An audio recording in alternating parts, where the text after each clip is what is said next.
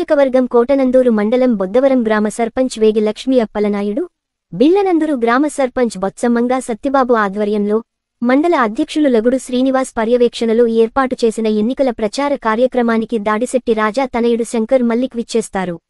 ఈ కార్యక్రమంలో వైఎస్సార్ అభిమానులు కార్యకర్తలు జై రాజా, జై మల్లిక్ అంటూ దద్దరిలేటట్టు ముందుకు సాగిన ఈ ప్రచారంలో మహిళలు ఎదురెళ్లి హారతులతో స్వాగతం పలికి మళ్లీ మీ నాన్నే రావాలంటూ, జగనన్నే సీఎం కావాలంటూ తమలోని అభిమానాన్ని తెలుపుతూ రాజన్న కొడుకు శంకర్ మల్లిక్కు ఆశీర్వాదం ఇచ్చి దీవించారు.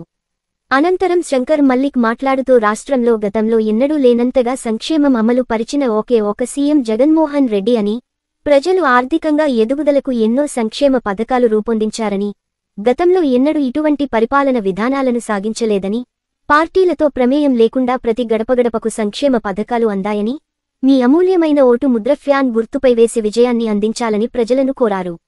ఈ కార్యక్రమంలో బొద్దవరం ఉపసర్పంచ్ ఎల్లపురమణ, ఎంపీటీసీ లగుడు దుర్గ భవానీ, వరహాల కన్నామ నాయుడు, వైఎస్ఆర్సీపీ సీనియర్ నాయకులు దొడ్డి బాబ్జీ, ఎల్లపు సత్యనారాయణ, మల్లశ్రీను, బిళ్లనందూరు ఉపసర్పంచ్ చందకరమణ, వైఎస్ఆర్సీపీ నాయకులు, కార్యకర్తలు, అభిమానులు అధిక సంఖ్యలో పాల్గొన్నారు.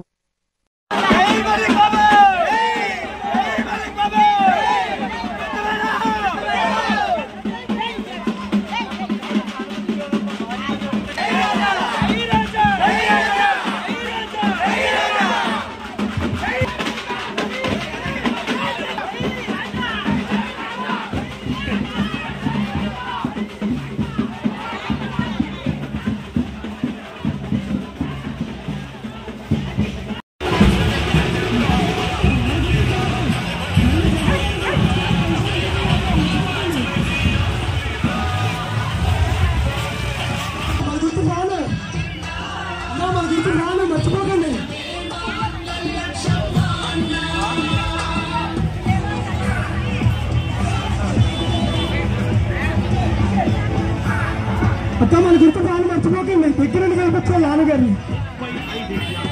అమ్మ మన గుర్తు ప్రాణం తరపు కొట్టాలని ఎదురు చూస్తున్నారు. 2014 ఎన్నికలు ఆ చంద్రబాబు నాయుడు ఏం చేశాడని అడుగుతున్నాను. రైతులను మాఫీ చేశాడా? ఇళ్ల పట్టాలు ఇస్తానని ఇచ్చాడా? ఇంటింటికి అసలు పెన్షన్ ఇస్తానని ఎప్పుడు ఇచ్చాడా?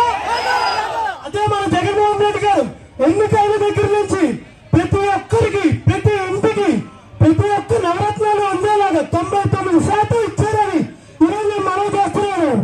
అలానే ఈ 2024 మన గవర్నమెంట్ వచ్చిన వెంటనే ఈసారి కూడా 100% ప్రతి ఒక్కరికి అందేలా నేను మాటిస్తున్నాను.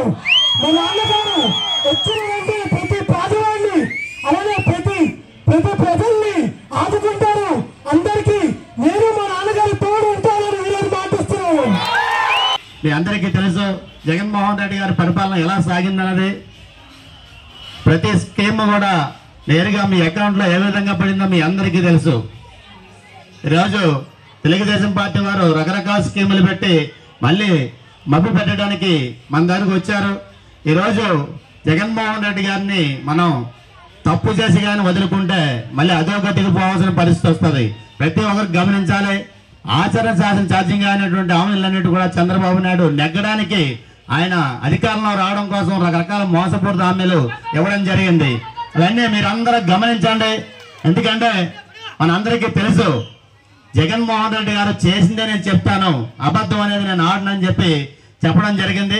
అదేవిధంగా ఏ కుటుంబానికి అయితే మంచి జరిగిందో ఆ కుటుంబం నా కోసం ప్రచారం చేసి 10 మంది చేత ఓట్లు వేయించి నన్ను గెలిపించాలని చెప్పి ఆయన ప్రచారంలో పాల్గొనడం మేము అందరం చూస్తున్నాం. దీన్ని గమనించి ప్రతి ఒక్కరు కూడా రేపు రాబోయే ఎన్నికల్లో మన దాడిశెట్టి రాజా గారి గురించి మీకు తెలుసు. ఆయన ఎంత సమృద్ధిజో, ప్రతి పేదవాడిని ఏ విధంగా ఆదుకుంటాడో, ఆయన ఆదుకోవడానికి ఆయన ఏ ఊరు వాడు, అసలు ఏ కులం వాడు, లేకపోతే ఏ నియోజకవర్గం అడగడైనా. ఎందుకంటే కష్టం వస్తే ఆయన దృష్టికి వస్తే అన్ని హెల్ప్ చేసేటటువంటి మనస్తత్వం కలిగినటువంటి దాడిశెట్టి రాజా గారు కావాలా, లేదంటే ఎలక్షన్ టైంలోనే వచ్చేటటువంటి యనమల రామకృష్ణ లేదా యనమల దివ్య లాంటి వాళ్ళు కావాలా? మీరు ఒక్కసారి ఆలోచించండి. చాలా మంది రకరకాల కళ్ళబల్ల మాటలు కాబట్టి చెబుతున్నారు, అవన్నీ నమ్మకండి. మిమ్మల్ని ఒకటే నేను కోరి ప్రార్థిస్తున్నా, మనకి జగన్మోహన్ రెడ్డి గారు ప్రజల కోసం, ఈ లేబర్ ప్రజల కోసం ఎంత చేశారో మీకు అందరికీ తెలుసు.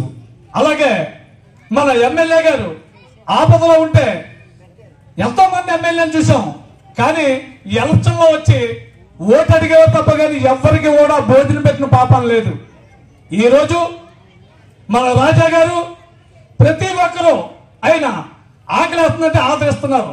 ఈవేళ ఇంకోటి మనం ముఖ్యంగా గమనించవలసింది ఏంటంటే, మన అదృష్టం ఏంటంటే జగన్మోహన్ రెడ్డి గారు, రాజా గారు, అలాగే మన చలచట్ సునీల్ గారు 400 గ్రామాల దత్తత తీసుకున్నారు. ఎంపీ గారు మీరందరూ కూడా దయచేసి జాగ్రత్తగా ఆలోచించండి. మనకి ఓటింగ్ అయ్యి లెక్కిపోయిన మన్నాడే మన నియోజకవర్గంలో 7 కాన్స్టిట్యూన్సీలో 400 ఊళ్ళు ఉన్నాయి. 400 ఊళ్ళకి 400 కోట్లు అయినా ప్రకటించారు.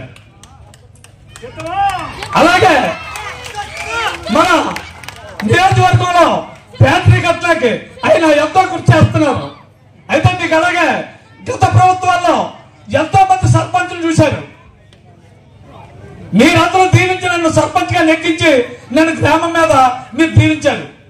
నా సాయి శక్తిలా అందరికీ సేవ చేయడానికే నేను చేస్తున్నాను. తెలుసో తెలియకో ఏమన్నా తప్పు చేస్తే పెద్ద మనిషితో ఆశీర్వదించాలని కోరి ప్రార్థిస్తున్నాను.